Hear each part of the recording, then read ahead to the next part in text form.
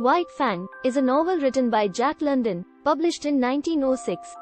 The story is set in the Yukon Territory during the Klondike Gold Rush at the end of the 19th century. The novel is told from the perspective of the titular character, a wolf-dog hybrid named White Fang, and explores themes of nature versus nurture, survival, and the relationship between humans and animals. The novel begins with two men, Bill and Henry, traveling through the Yukon with a dog sled team. They come across a starving she-wolf and her pack of pups, and decide to kill the mother and take one of the pups back with them.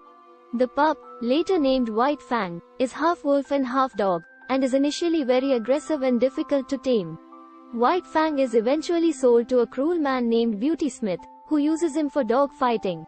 White Fang becomes a fierce fighter, but also learns to fear humans and becomes increasingly violent and aggressive towards them. Later in the story, White Fang is purchased by a kind man named Weedon Scott, who takes him into his home and begins to teach him to trust humans again. Under Scott's patient guidance, White Fang becomes more docile and affectionate, and eventually saves Scott's life from a criminal.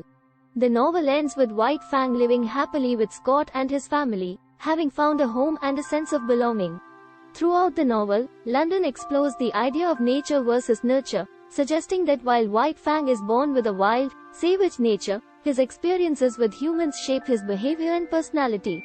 The novel also portrays the harsh realities of life in the wild and the sometimes cruel treatment of animals by humans, while also celebrating the deep bond that can exist between humans and their animal companions.